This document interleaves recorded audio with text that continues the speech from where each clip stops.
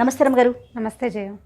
రమగారు, శ్రావణ మాసానికి సంబంధించి మనం ఒక్కొక్క ఎపిసోడ్ చేసుకుంటూ వస్తున్నాం. ఈ మాసం యొక్క విశిష్టతని మీరు చెప్తూ ఉన్నారు కదా. అయితే వరలక్ష్మి వ్రతం, శుక్రవారం రోజు వరలక్ష్మి వ్రతానికి ప్రత్యేకమైన స్థానం ఉంది. ఆ రోజు పాటించాల్సిన నియమ నిబంధనలు, వరలక్ష్మి వ్రతం యొక్క ప్రాముఖ్యత ఒకసారి డిస్కస్ చేద్దామండి. తప్పకుండా జయ. ప్రతి సంవత్సరం చేసుకునేదే, కానీ ప్రతి ఏడాది కొత్తగానే ఉంటుంది. అవునండి.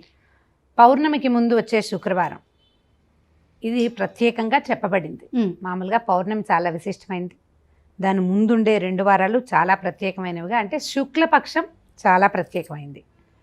పౌర్ణమి తర్వాత అమావాస్యకి ముందు వచ్చే పక్షానికి అంత పెద్ద ప్రాముఖ్యత సాధారణంగా కనపడదు. మనకి వసంత నవరాత్రులు, శరన్నవరాత్రులు అవన్నీ కూడా పౌర్ణమికి ముందుండే 10 రోజులే ప్రత్యేకంగా. ఇవి కాకుండా ఇంకో 2 నవరాత్రులను కూడా చేస్తాం. మాఘ నవరాత్రులు, వైశాఖ నవరాత్రులు కూడా ఇవి పౌర్ణమికి ముందు రోజులు. ఆ క్రమంలో భాగంగానే ఈ వ్రతాన్ని కూడా పౌర్ణమి ముందు వచ్చే 2వ శుక్రవారాన్ని ఈ వ్రతంగా చేసుకుంటాం, వరలక్ష్మి వ్రతం. ఇదేంటంటే స్త్రీలకి సౌభాగ్యదాయకమని, తర్వాత ధనధాన్య సమృద్ధి లభిస్తుందని ప్రత్యేకంగా. అంటే మామూలుగా లక్ష్మీ అవతారాల్లో మనకి అష్టలక్ష్ములలో వరలక్ష్మి లేదు. వరలక్ష్మీదేవి అష్టలక్ష్మిలో భాగం కాదు. కానీ అమ్మవారు అనుజ్ఞ ఇవ్వడం వల్ల వరలక్ష్మి అంటే వరాలు ఇచ్చే తల్లిని ఇవాళ పూజించడం ఒక విధానంగా మొదలుపెట్టారు. అన్ని వ్రతాలకి కథలు చెప్పుకున్నట్టుగానే ఈ వ్రతానికి కూడా ఒక కథ చెప్పబడుతుంది. అది స్కాంద పురాణాంతర్గతమైన కథ అని చెప్పుకుంటూ ఉంటాం అన్నమాట. ఒకసారి పూజా విధానం మాట్లాడుకున్న తర్వాత కథలోకి వెళ్దాం రమగారు. శ్రావణ మాసం మొదలు పెట్టడానికి ముందే అందరూ బూజులు దులుపుకుంటారు, ఇల్లు తుడుచుకుంటారు. శ్రావణ మాసం అంతా కూడా ఇంటి శుభ్రతకి చాలా ప్రాధాన్యత ఇవ్వాలి. వాకిళ్ళు శుభ్రంగా ఉంచటం, నిత్యము గడపకి పసుపు రాసి బొట్టు పెట్టి కొంచెం వాకిట్లో గుమ్మంలో ముగ్గు వేయటం, ముగ్గు వేసుకోవటం, మామిడి మండలు అవి తోరణాలు కట్టుకుని, పువ్వుల తోరణాలు, స్త్రీలు తొందరగా స్నానం చేయటం, ఉదయమే నిద్ర లేవటం, సూర్యోదయాత్ పూర్వం కాకపోయినా కనీసం సూర్యోదయానికి ఇంట్లో పక్కలు అవి ఉండకూడదు. నిద్ర లేవగానే ముందు పక్కలు దుప్పట్లు మడిచిపెట్టేసుకోవాలి. అది కోరుకుంటుంది అమ్మవారు. ఆ రకమైన శుభ్రతే లక్ష్మీదేవికి ఇష్టం. అవును. ఇంట్లోకి తెల్లవారేసరికల్లా మొత్తం ఇల్లంతా వెలుగుగా ఉండాలి. అంటే సూర్యోదయపు ఎండ వెలుగు ఇంట్లోకి రావాలి. అన్ని ముందే లేవాలి, తలుపులన్నీ తెరిచుంచాలి, అందరూ ముందే లేవాలి, స్నానాలు చేసేయటం, ఇల్లు శుభ్రంగా ఉంచుకోవటం, పడుకున్న వాళ్ళు ఉండకూడదు పూజ చేసే టైంలో. అయితే అమ్మవారికి 5 రకాల నైవేద్యాలు పెట్టడం కొన్ని ఇళ్లలో ఆచారంగా ఉంటుంది. అమ్మవారిని అలంకరించుకోవటం. ఇప్పుడు అలంకారం అంటే ఒక్కొక్కళ్ళు ఒక్కొక్క విధానంగా చేస్తారు. కలశం పెట్టుకుని ఒక చిన్న ప్రతిమని కలశంతో పాటుగా ఆరాధించడం ఒక పద్ధతి అయితే, ముఖాకృతిని పెట్టి అమ్మవారి ఆకారాన్ని తయారు చేసుకునే విధానం ఒకటి. ఇప్పుడు ఫ్యాన్సీగా కంటే అత్తవారిళ్లలో ఏ విధానం ఉందో ఆ విధానాన్ని పాటించటమే పద్ధతి. అవును. ఇది అత్తారిళ్లలో చేసుకునేదే. మన అత్తవారింట్లో లేదా మనం ఏటా ఎలా చేసుకుంటున్నామో అట్లా ప్రతిమగాను చేసుకోవచ్చు, కలశ రూపంలోనూ చేసుకోవచ్చు. బంగారం పెట్టి పూజ చేయటం కూడా ఈ విధానం నడుస్తుంది. అంటే ఇంట్లో ఉన్న బంగారం మొత్తం కూడా మనం ఎక్కడైతే అలంకరణ చేస్తామో అక్కడ అమ్మవారికి అలంకరించి పూజ చేసుకుంటాం. బంగారానికంటే కొత్తగా ఒక బంగారు వస్తువు కానీ ఒక రూపు కానీ కొని ఆ వస్తువుకి ఆ రూపుకి లక్ష్మీ అంశగా భావించి పూజించడం ఒక పద్ధతి. అయితే అమ్మవారి అలంకరణ చేసుకోవటం చక్కగా ఒక ప్రత్యేకమైన పీట, సాధారణంగా రోజు పూజ చేసుకునే చోటే కాకుండా అక్కడే ఇంకొక పీట, తర్వాత చక్కగా పసుపు బొట్టుతో అలంకారం చేయటం, ముగ్గు వేయటం, కలశ స్థాపన చేసుకోవటం, అమ్మవారిని స్థాపించి తర్వాత చకచకా వంట చేసుకోవటం. ఈ 5 రకాల పదార్థాలు అంటే సాధారణంగా చేసేది ఏంటంటే పాయసము, పులిహోర, గారెలు, బూరెలు. 5వ వస్తువుగా అప్పాలు చేస్తారు, లేకపోతే పొంగు బూరెలు చేస్తారు. అది కాకపోతే దధ్యోజనం లాంటిది ఏదైనా అట్లాంటిదైనా చేస్తారు. ఇట్లా ఒక 5 పదార్థాలు చేయటం. బూరెలు వాయనం ఇవ్వడం, 16 బూరెలు వాయనం ఇవ్వటం ఒక పద్ధతిగా చేస్తూ ఉంటారు. చాలా మంది ఇళ్లలో 16 బూరెలు వాయనమే, 2 16లు 32 ఇచ్చేవాళ్ళు కూడా కనిపిస్తారు. అవునండి. 32 బూరెలు ఇస్తారు వాయనంగా. ఒక ముత్తైదుకి వాయనం ఇవ్వాలి అన్నమాట. అమ్మవారికి ప్రత్యేకించి ఏదైనా ఆహార పదార్థం చేయాలి, నైవేద్యం చేయాలని అలా ఏమన్నా ఉందా రమ్మగారు? బూరెలే ప్రత్యేకమైన నైవేద్యం. లక్ష్మీదేవికి శనగపప్పు ఇష్టం అని చెప్తారు. అందుకని నార్త్ ఇండియాలో చాలా చోట్ల అయితే ఈ రోజున మైసూర్ పాక్ చేస్తారు. శనగపిండి ఆమెకి ఇష్టం. శనగని ఇప్పుడు శుక్రవారం నాడు ఏదైనా వస్తువు చేసుకోదలుచుకున్న శనగపిండితోటి కనుక వస్తువు చేసి పెడితే అమ్మవారికి మంచిదని చెప్తారు. బూరెలు ప్రత్యేకంగా లక్ష్మీదేవికి ఇష్టమైన వస్తువుగా చెప్పబడుతుంది. మైసూర్ పాక్ కూడా చేసుకోవచ్చు. వాయనం ఇవ్వడానికి మైసూర్ పాకులు పనికిరావు. నూనెలో వేసిన పదార్థం, ఇప్పుడు పూర్ణం ఎలా చేస్తాం మనము, ఒక పదార్థము దానిపైన ఒక తోపు దాన్ని వేయిస్తాం కదా, ఆ పదార్థం నూనెలో వేసిన పదార్థమే ఆమెకి ప్రీతిని అదే ఇస్తారు. ఇవి 4-5 వస్తువులు తయారు చేసుకోవడం, పూజకి కూర్చోవడం. ఈ అమ్మవారి వరలక్ష్మి పూజలో తోర పూజ చాలా ముఖ్యమైనది. మామూలుగా షోడశోపచారాలతో పూజ చేయటం, తర్వాత తోర పూజ. తోరాలు ఏంటంటే 9 దారాలు 9 ముళ్ళు వేసి తోరాలు తయారు చేసుకోవాలి. అమ్మవారికి ఒకటి, పూజ చేసే వ్యక్తి స్త్రీమూర్తికి ఒకటి. ఇంట్లో ఆడపిల్లలు ఉంటే అమ్మాయిలు, పెళ్ళైన అమ్మాయిలు, కోడళ్ళు ఉన్నా వాళ్ళకి ఒక్కొక్కటి మనుషులు అంకెలు పెంచుతామన్నమాట. ఈ తోరాలన్నీ లైన్గా పెట్టి అందులో గ్రంథి పూజ అని ఒక ప్రత్యేకమైన విధానం చెప్పబడుతుంది. అమ్మవారి నామంతో ప్రథమ గ్రంథి, ద్వితీయ గ్రంథి, తృతీయ గ్రంథి, ఒక్కొక్క గ్రంథికి పూజ. అంటే మూడి గ్రంథి అంటే మూడి. ఈ 9 మూడులకి పూజ చేస్తాం అనమాట. మానవ శరీరంలో ఉన్న నవనాడులే ఈ 9 ముళ్ళు. ఇలా నాడీ పూజ అనమాట. నవనాడులు అని చెప్తాము. ఆ 9 నాడులకి ప్రతీకగానే ఈ 9 ముళ్ళు వేస్తారు. ఈ తోర పూజ చేసిన తర్వాత తోరాన్ని చేతికి కట్టుకుంటాం. పూజ అయిన తర్వాత అమ్మవారి తోరాన్ని ఆమెకు సమర్పించి మన తోరాన్ని మనం చేతికి కట్టుకున్నాక అప్పుడు అక్షతలు చేతితో తీసుకుని అప్పుడు మనం వరలక్ష్మి వ్రత కథ వింటాం. ఇది ఎప్పుడు జరుగుతుంది? తోర పూజ అయ్యాక ఈ నైవేద్యాలు అవి పూజ అంతా అయిపోతుంది. అష్టోత్తరం చేస్తాము, పూజ అయిపోతుంది.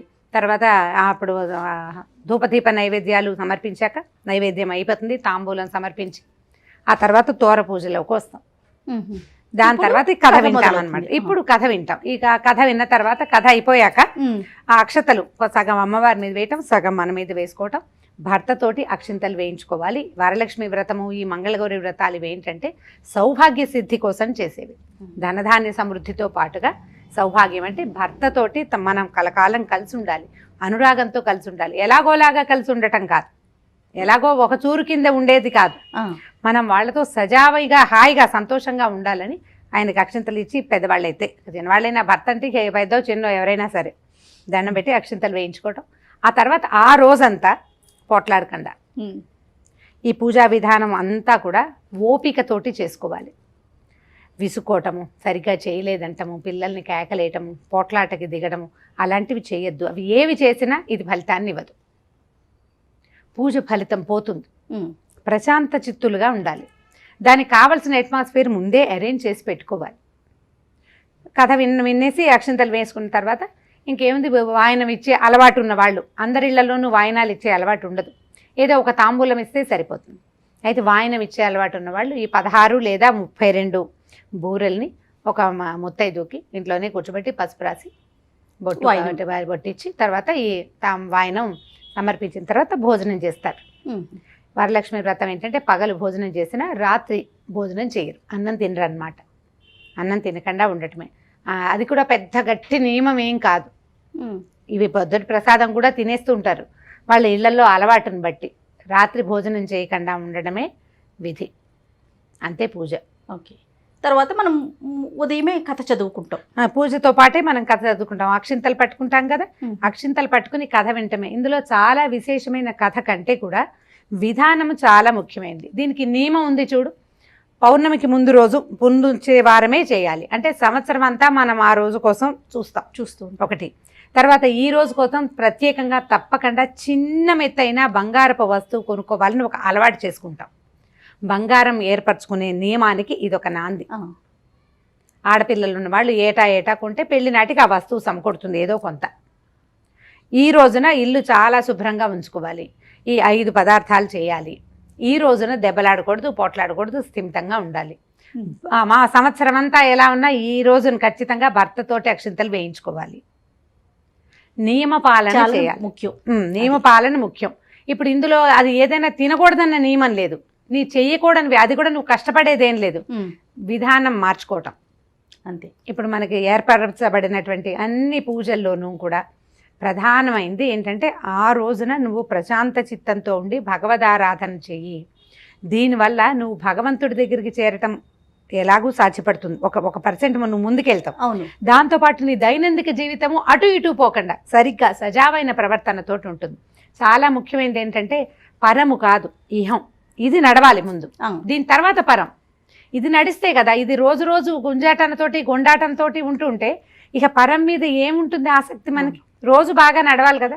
ఈ రోజులన్నీ బాగా చేసుకోవడానికే మనకి ఇన్ని పర్వదినాలు ఉన్నాయి, పండుగలు పర్వదినాలు. బహుశా ఇందుకోసమే వచ్చి ఉంటాయి రమ్మగారు. అందుకే ఇప్పుడు ఇలాంటి రోజుల్లో ఇప్పుడు మీరు అన్నట్లుగా నియమ నిబద్ధతతో ఉండటం, గొడవలు పడకుండా ఉండటం, శుచిగా శుభ్రంగా ఉండటం, ఇలాంటివన్నీ పాటిస్తూ ఉంటే మనకి ఇవి ఎక్కువ పండుగలు పర్వదినాలు. ఇవి ప్రతిరోజు అంటే వచ్చినప్పుడల్లా మనం చేయటం వల్ల నార్మల్గా ఉండే రోజుల్లో కూడా ఇదంతా అలవాటు అయిపోతుంది కదా, ప్రతిరోజు మనకి ఇది ఒక అలవాటుగా మారిపోతుంది. అదే అంటే అంటే మన నియమంగా జీవన ఉండటం. శైలిలో మార్పు వచ్చేస్తుంది కదా. అదే లివింగ్ స్టైల్ మార్చుకునేందుకు ఇది ఒక ఆసరా. అది ఇది అలవర్చుకోవాలి. ఇప్పుడు శ్రావణ మాసంలో 4 శుక్రవారాలు ఉన్నాయి, 4 మంగళవారాలు పూజ చేసుకోవచ్చు, 4 సోమవారాలు, 4 శనివారాలు. ఎన్నైపోయినాయి? ఇన్ని రోజులు నువ్వు పూజ కోసం ప్రశాంతంగా ఉండటం అలవర్చుకుంటే ఆటోమేటిక్గా అలవాటైపోతుంది. అవును, ఇది అవసరమైన విధి అంతే. రమగారు మరి కథ ఒకసారి చెప్పుకుందామండి. అన్ని వ్రత కథల్లాగానే శౌనకాది మునులకి సూత మహాముని చెప్పారు. ఒకసారట పార్వతీదేవి పరమేశ్వరుని అడిగిందట, మానవలోకంలో చాలామంది స్త్రీలు వీళ్ళు సౌభాగ్యాని కోసం ఏదైనా చేసుకునేందుకు ఒక వ్రతాన్ని చెప్పండి. సౌభాగ్యం అంటే ఒక భర్తతో ఉండటం ఒకటే కాకుండా భర్తతోటి అభివృద్ధి కలిగిన సంసారం ఉండటం. భార్యాభర్త అన్యోన్యంగా ఉంటారు కొంతకాలం, ఉన్న తర్వాత వీళ్ళకి ధనధాన్య అభివృద్ధి అవి లేకపోతే ఎంతకాలం అన్యోన్యంగా ఉండగలుగుతారు? అవును, అన్యోన్యతకి అనుపానాలు చాలా కావాలి. సంపద లేనైతే ఎక్కువ కాలం అన్యోన్యంగా ఉండలేకపోతారు. ఇద్దరున్నప్పుడు ఉంటారు, సంతానం వృద్ధి అయ్యే కొందికి ఎంతో కొంత సంపద లేకపోతే ఈ పిల్లల్ని పెంచుకోవడం అది కష్టమైపోతుంది. అందుకని స్త్రీలకి సౌభాగ్యకరమైన వ్రతం ఏదైనా చెప్పమని అడిగితే పరమేశ్వరుడే స్వయంగా పార్వతీదేవికి చెప్పారట. వరలక్ష్మి వ్రతం అని ఒక వ్రతం ఉన్నది. అది శ్రావణ మాసంలో ఇలా పౌర్ణమికి ముందొచ్చే ముందొచ్చే శుక్రవారం అంటే శ్రావణ మాసంలో 2వ శుక్రవారం, పౌర్ణమికి ముందొచ్చే శుక్రవారం చేసుకుంటే చాలా సౌభాగ్యవృద్ధికరం అవుతుంది అని చెప్పారు. చెప్తే అప్పుడు ఆవిడ అడిగిందట, ఎవరు చేశారు ఈ వ్రతాన్ని అంటే, చాలా కాలం క్రితం అట విష్ణుకుండినం అని ఒక నగరం ఉండేది. ఆ విష్ణుకుండిన నగరంలో చారుమతీదేవి అని ఒక ఆవిడ ఉండేది. ఆవిడ చాలా పతివ్రత, భర్తకి చాలా చేదోడు బాదోడుగా ఉండేది. ఇంట్లో అత్తమామలు ఉంటే వాళ్ళని చాలా బాగా చూసుకునేది. నిత్యము లక్ష్మీ అర్చన చేసేది ఆవిడ. నిత్య గౌరీ పూజ కాకుండా నిత్య లక్ష్మీ పూజ చేసే అలవాటు ఉన్న ఆవిడే. అయితే ఆవిడ ఏం చేసేదట, ఉదయం లేవగానే ఆకిలి ఉడిచి ముగ్గేసేది, గుమ్మాలు కడిగి పసుపు రాసి బొట్టు పెట్టేది, గోవుకి పూజ చేసేది, స్వయంగా పాలు తీయటం లాంటి గృహకృత్యాలు చేసుకునేది. ఆస్తిపాస్తులు ఉన్నప్పటికీ స్వయంగా పనిచేసే విధానం కలిగి ఉందన్నమాట. ఇల్లు ఎప్పుడూ శుభ్రంగా ఉంచేది. 3 పూట్ల యజ్ఞం చేసే ఆమె భర్తకి చేదోడు బాదోడుగా ఉండేది. ఆ ఇంట్లో ఉండే పెద్దవాళ్ళు ఎప్పుడూ బాధపడేవాళ్ళు కాదు. ఆమె వాళ్ళని బాధపడనివ్వకుండా ఉంచేది. వాళ్ళ ఇంటికి వచ్చిన చుట్టాలకి లేదనకుండా తను చేయగలిగినంత సహాయం చేసేది. ఇలాంటి ప్రవర్తన కలిగి ఉండటంతో ఒకనాటి రాత్రి ఆవిడకి కల్లో లక్ష్మీదేవి కనిపించిందట. కనపడి శ్రావణ మాసపు 2వ శుక్రవారంలో నా కోసం పూజ చెయ్యి, నీ తాలూకు సంపద దినదినాభివృద్ధి చెందుతుంది, సౌభాగ్యం వృద్ధి చెందుతుందని సెలవిచ్చింది. అప్పటికి 3 నెలలు ఉంది శ్రావణం. ఆమెకు పొద్దున్నే మెలకు రాగానే అది తెల్లవారుసామున వచ్చిన కళ. గబగబా లేచి భర్తకి అత్తమామలకి ఇంట్లో ఉండే వాళ్ళందరికీ చెప్పిందట, నాకు కళ వచ్చింది, అమ్మవారు పద్మం మీద కూర్చునుంది, తర్వాత ఒక చేతిలో నుంచి రత్నరాసులు పడుతున్నాయి, ఆవిడ శ్రావణ మాసపు 2వ శుక్రవారం నాడు వరలక్ష్మి వ్రతం చేయమని తన పేరు మీద నాకు ఆజ్ఞ ఇచ్చింది అని చెప్తే చెప్పేసరికి పూజ చేయటం కదా మంచి సంగతి, రోజు పూజ చేసే ఆవిడ. సరే ఈ మాట ఆ నోట ఈ నోట చుట్టుపక్కల అందరిళ్ళకి తెలిసింది. సరే వరలక్ష్మీదేవి స్వయంగా చారుమతికి చెప్పిందంటే ఇది చాలా విశేషమైందని ఎప్పుడెప్పుడు వస్తుందా శ్రావణ మాసం అని వెయిట్ చేశారు చుట్టుపక్కల స్త్రీలంతా కూడా. వాళ్ళు ఎప్పుడెప్పుడు అని చూసిన శ్రావణ మాసం రాగానే మొదటి శుక్రవారానికి ముందు చక్కగా పూజ అది చేసుకున్నారు. ఇల్లు వాకిళ్ళు అన్నీ బాగా శుభ్రం చేసుకున్నారు. వరలక్ష్మీదేవికి స్వాగతం చెప్పడానికి ఇల్లంతా శుభ్రం చేసి పరిస్థితులన్నీ బాగుపరుచుకుని ఉంచుకున్నారనమాట. 2వ శుక్రవారం రాగానే ఆ రోజు చుట్టుపక్కల స్త్రీలంతా కలిసి ఈవిడింటికి వచ్చారు, చారుమతీదేవి ఇంటికి. గోమయంతో అలికారు ఒక ప్రదేశాన్ని. పూజ చేసుకునే విధానం అన్నమాట. గోమయంతో అలికి తర్వాత పంచవర్ణాలతోటి చక్కటి ముగ్గులు పెట్టి, పద్మాలు ముగ్గు పెట్టి, శంఖచక్రాలతోటి అలంకారం చేసి, పువ్వులు అవి తోటి అలంకరించి, తర్వాత ఒక కలశాన్ని స్థాపించి పంచపల్లవాలతోటి మర్రి రావి జువ్వి మారేడు మామిడి వీటితోటి అలంకరిస్తారు కలశాన్ని. మనం మామిడి మండలు పెట్టుకుంటాం. ఆ రోజుల్లో ఇవన్నీ తెచ్చుకునేవాళ్ళు. పంచపల్లవాలతోటి అలంకరించడం అనేది ఒక విధానం అన్నమాట. అది అలంకరించి దాని మీద ఒక కొబ్బరికాయ స్థాపించి తర్వాత ఒక రవికెల బట్టతోటి ఈ కలశ ప్రతిమలాగా అలంకరించి వరలక్ష్మీదేవిని ఉద్దేశించి పూజ చేశారు. ఈ వరలక్ష్మీదేవి ప్రత్యేకంగా పూజ అప్పటిదాకా మనకు తెలియదు కదా. వీళ్ళు ఎట్లా చేశారు అంటే శ్రీ సూక్త విధానంతో పూజా విధానం జరిగింది. శ్రీ సూక్తంలో ఒక్కొక్క శ్లోకానికి ఒక్కొక్క షోడశోపచారాలు 16 ఉపచారాలకి 16 శ్లోకాలు ఉపచారాలతోటి సేవ చేసి అమ్మవారికి, తర్వాత లక్ష్మీ అష్టోత్తరము, లక్ష్మీ సహస్రనామాలతోటి వరలక్ష్మి పూజని అమ్మవారిని ఉద్దేశించి చేస్తున్నాము అని నామని చెప్పుకుంటూ పూజ పూర్తి చేశారు. పూజ అయిపోయింది. తర్వాత ఏం చేశారు, వాళ్ళ అమ్మవారు ఆజ్ఞ ఇచ్చినట్టుగానే ఇలాగే అప్పాలు బూరెలు అమ్మవారికి నైవేద్యం పెట్టారు. రకరకాల ఆహార పదార్థాలు పెట్టారు. అంటే నూనెతో చేసినవి, బియ్యంతో చేసినవి, బెల్లంతో, పంచదారతో, అట్లా వేరువేరు పదార్థాలతో అన్ని మధురాలు, గొప్పవి, ఆరోగ్యాన్ని ఇచ్చేటువంటి వస్తువులతోటి నైవేద్యం చేసి పెట్టడం అమ్మవారికి. సలిమిడి, తర్వాత వడపప్పు, పానకము, కొబ్బరికాయలు, అరటిపళ్ళు, ఖర్జూరాలు, అలాంటివన్నీ అన్నీ ఆరోగ్యదాయకమైనవే.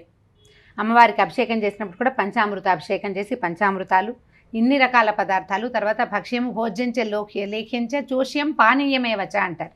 ఇన్ని రకాలు పెట్టాలి. మళ్ళీ చెప్దామా? సరే.